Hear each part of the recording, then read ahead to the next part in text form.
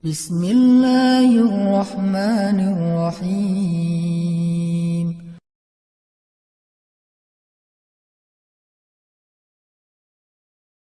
Jangan sampai dunia melalaikan kita dari akhirat. Kalau enggak sampai melalaikan, enggak apa-apa. Kita boleh mencintai pasangan, kita boleh bersenang-senang dengan pasangan. Kalau enggak ada pasangan, sabar dulu. Kita boleh punya kendaraan yang bagus, kita boleh punya, kalau di sini al-khailul musawwamah. Kita boleh punya onta ataupun kuda yang bagus. Musawwamah itu kuda dan onta yang mahal loh. Harga kuda Nabi itu di atas 300 juta. Harga onta Nabi itu mungkin sekitar 2 miliar. Harga Alphard 1 miliaran ya.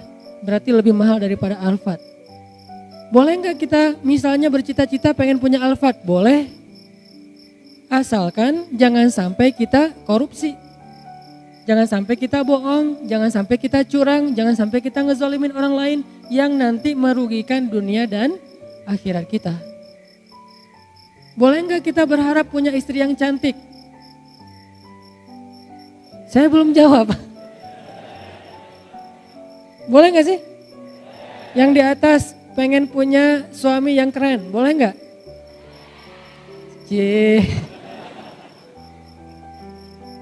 Boleh share akun Instagramnya ke belakang?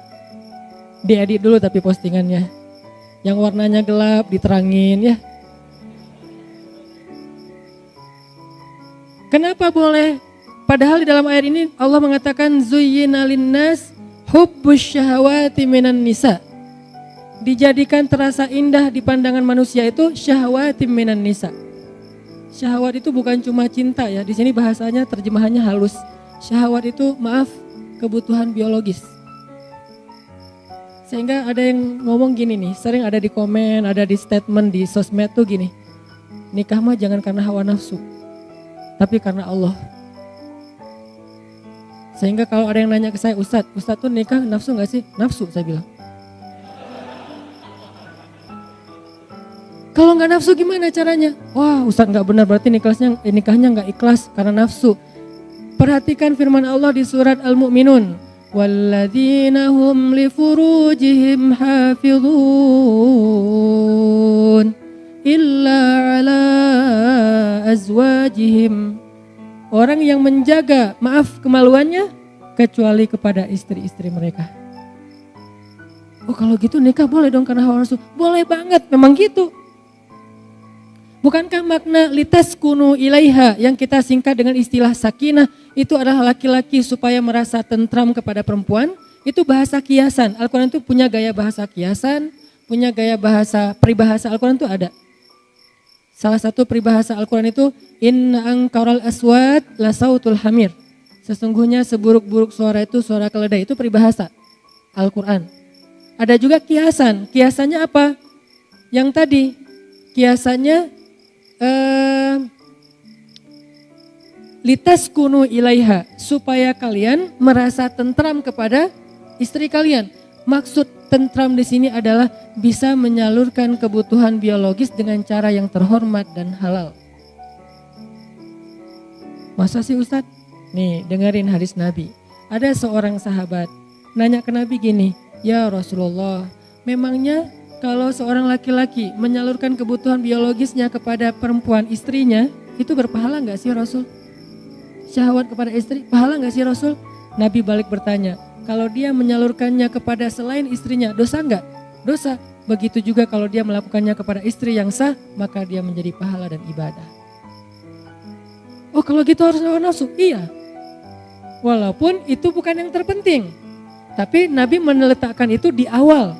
Ketika Nabi mengatakan pilihlah perempuan karena 4 hal. Yang paling depan apa? Fisik kan? Walaupun yang paling utama apa? Agama, iman. Tapi Nabi gak meletakkan agama di depan padahal agama paling utama. Kenapa? Nabi itu kalau ngomong yang realistis. Walaupun punya idealisme. Ini lihat gaya bahasa Nabi ini. Kalau gitu kan agama. Kata Nabi bukan. Fisik dulu, harta, keturunan, baru agama. Tapi kalau disuruh pilih, agama dulu. Tapi Tapi Nabi nyebutnya apa? Fisik dulu kan? Kan kita nggak tahu seseorang itu soleh atau enggak pas kita baru ketemu, baru lihat akunnya ketahuan soleh atau enggak ketahuan. Pasti yang pertama kita lihat hasil editan di ngedit semalaman. Wah, Korea banget nih. Korea yang dikasih hijab gitu ya. Boleh nggak kayak gitu? Boleh. Bukankah sahabat pernah mau menikahi seorang cewek, saking terjaganya dia nggak ngelihat calon istrinya. Nabi nanya, kamu udah ngelihat belum wajahnya? Belum ya Rasulullah. Kalau bahasa kita, enggak ya Rasulullah, saya mah menjaga pandangan. Kata Nabi, jangan gitu, lihat coba. Nabi kan orangnya realistis. Oh gitu ya Rasul, boleh saya lihat? Boleh. Akhirnya dia stalking. Bahasa sekarang stalking, bahasa hadisnya dia ngintip-ngintip. Kan stalking kan? Dia mengintip-ngintip dari kejauhan mana si cewek lagi keluar dari ruang kuliahnya. Oh itu, Masya Allah, Subhanallah. Saya pikir biasa-biasa aja, ternyata bidadari. Ini artinya dia stalking. Boleh nggak stalking? Boleh, selama postingannya masih aman. Begitu ada yang macam-macam, langsung unfollow. Di blok jangan, kasihan. Unfollow aja, dan jangan unfollow terus ganti akun, lihat pakai akun yang baru, jangan. Biar nggak ketahuan, bikin 2 akun, 1 akun pencitraan, 1 lagi akun stalking. Enggak, bukan pengalaman. Pernah sih. Ini artinya teman-teman, ternyata dalam hadis boleh kita mencintai istri kita karena nafsu, tapi itu kan bukan yang terbesar ya porsinya. Tetap ada porsi itu yang realistis lah. Sampai Nabi mengatakan salah satu di antara perbuatan sia-sia tapi berpahala adalah bercanda gurau dengan keluarga, istri dan anak. Nanti kita akan bahas tentang kata Nabi itu, kullu syai'in laisa lahu min dzikrillah fahuwa lahwun. Segala sesuatu yang gak ada unsur zikir di dalamnya itu sia-sia. Illa arba'u khisal, kecuali 4 perkara. 4 perkara ini gak ada zikir, gak apa-apa. 4 perkara ini cuman main-main doang, gak apa-apa. 4 perkara ini senda gurau, gak apa-apa. 4 perkara ini kata orang cuman sia-sia, gak apa-apa, malah berpahala. Ada gitu Ustadz yang sia-sia berpahala? Ada, saya emang cari yang kayak gitu-gitu. Ini angle yang jarang dibahas tentang Islam, biar kita tahu salah satu prinsip Islam itu teman-teman apa? Ayat yuridullahu bikumul yusra wa la yuridu bikumul usra ma anzalna alaikal qur'ana litashqa. Itu prinsip Islam. Allah pengen memudahkan kalian, Allah tuh gak pengen nyusahin kalian. Di surat Toha, tidaklah kami menurunkan Al-Quran untuk hanya ngebebanin kamu Muhammad. Enggak, Al-Quran itu tidak diturunkan sebagai beban. Syariat itu bukan sesuatu yang ribet. Justru Islam itu yusr, kemudahan. Salah satu bukti bahwa Islam itu mudah, nikah. Itu bukti banget tuh. Nikah susah atau mudah? Mudah. Yang mempersulit nikah itu calon mertua berkumis tebal. Kalau syariat Allah mah gampang nikah itu, coba bayangin cuman akad doang kan. Saya terima nikah fulanah binti fulan dengan mahar sekian-sekian. Kata saksi enggak sah, berarti yang mempersulit bukan Allah tapi saksi. Kenapa saksi mempersulit? Ternyata saksinya mantan. Hati-hati cari saksi ya.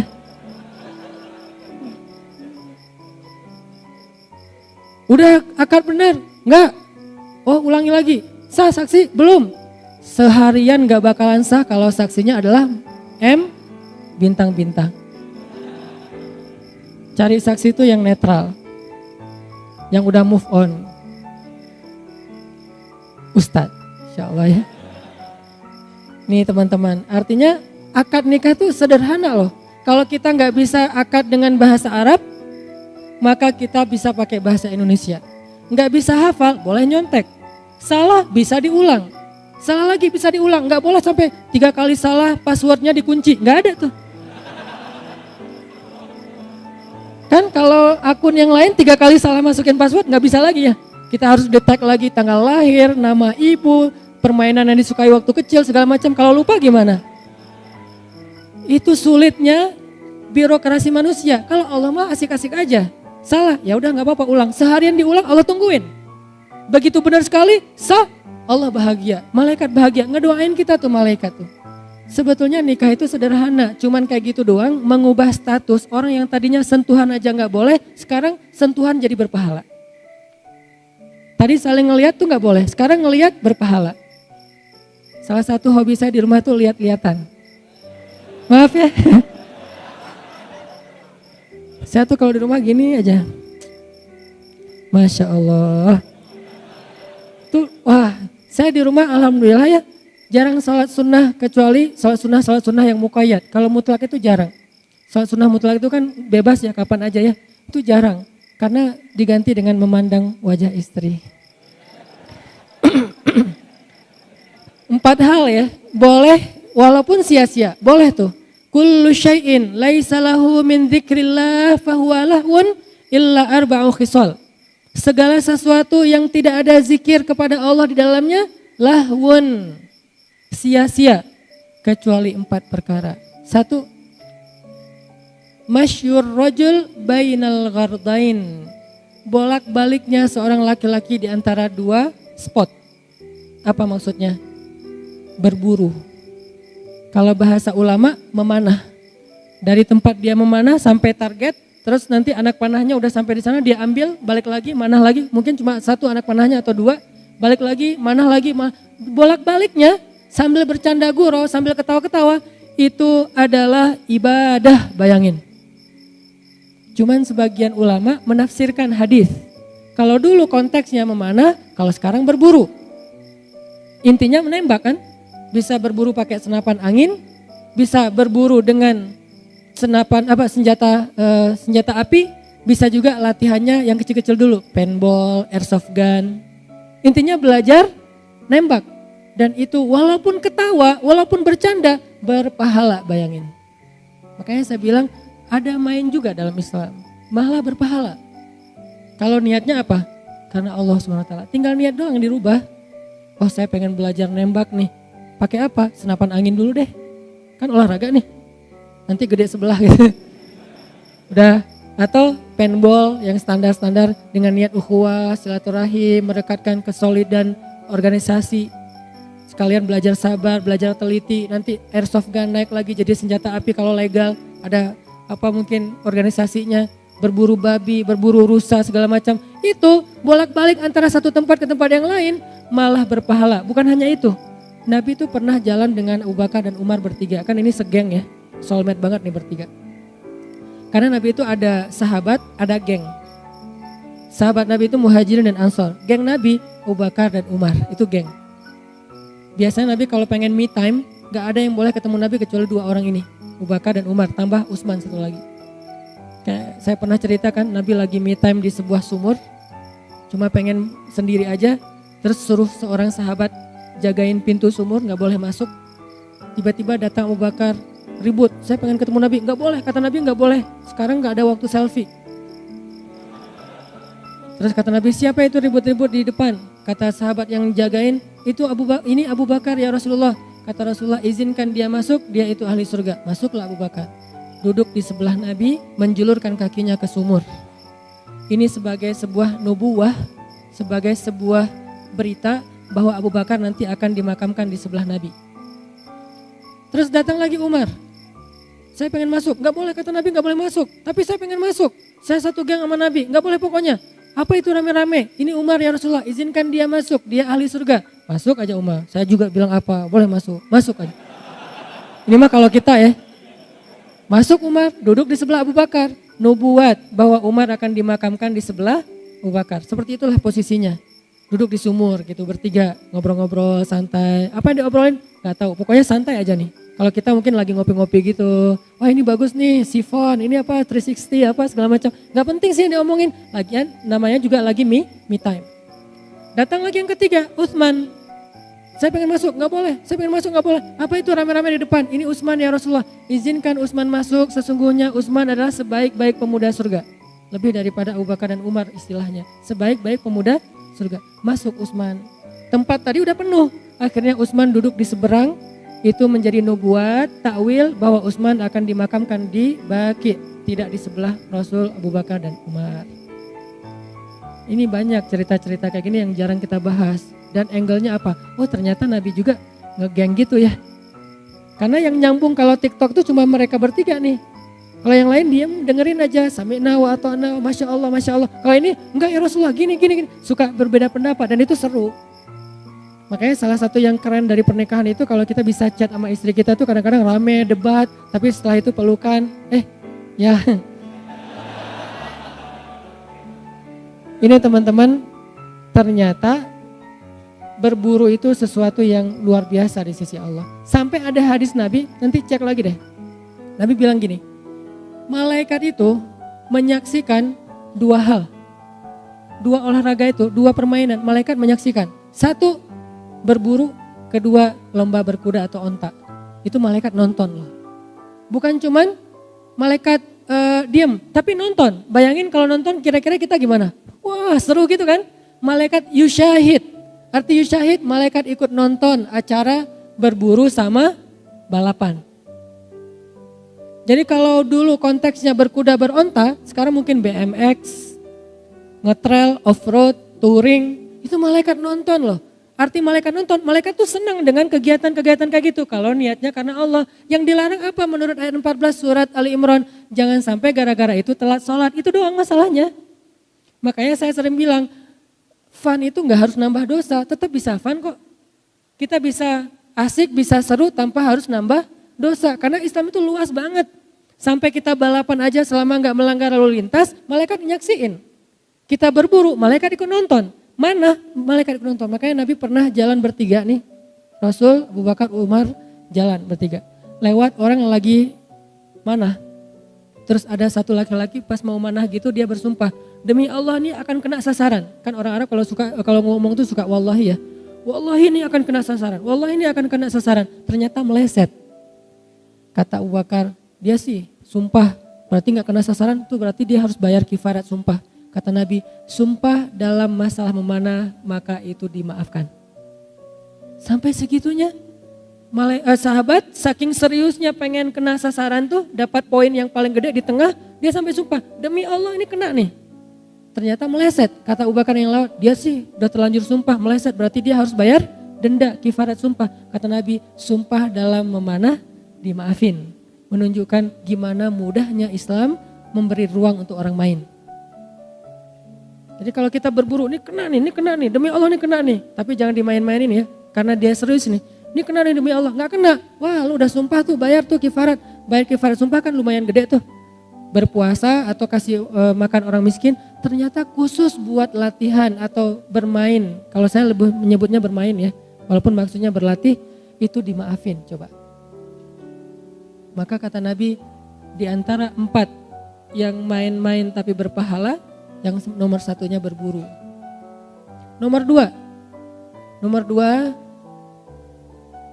seorang laki-laki yang melatih kuda atau ontanya. Melatih kuda atau melatih onta. Bukan berkuda doang, melatih. Jadi kuda itu kan bukan hanya dipakai untuk ditunggangin ya. Dia juga dilatih kayak kalau orang barat tuh ngelatih anjingnya biar sehat, pagi lari, sore lari gitu. Kita ngelatih kuda sama onta itu berpahala. Udah azan? Oke, insya Allah nanti kita lanjutkan setelah azan, kita dengarkan azan dulu. Snipernya, penembaknya, dia dapat pahala dan dijamin surga. Yang ketiga, orang yang menyiapkannya. Yang menyiapkannya ini kalau dalam konteks dulu sejarah yang bawa-bawa anak panah. Kalau sekarang dalam konteks sniper modern kan ada 2 orang ya. Satu yang nembak, satu lagi yang apa itu istilahnya itu. Ya gitu deh. Asisten atau apa itu. Nah gitulah pokoknya, saya gak ngerti istilahnya. Kan ada 2 orang kan. Satu yang nembak, satu lagi yang ngukur-ngukur gitu kan. Kecepatan angin atau apa. Nah dua-duanya dapat pahala dan dijamin surga. Coba lihat. Betapa luar biasanya Islam, sampai yang kayak gini-gini diatur. Kalau kita selama ini memandang Islam itu sempit, pasti karena pemahaman kita, bukan karena Islam itu sempit.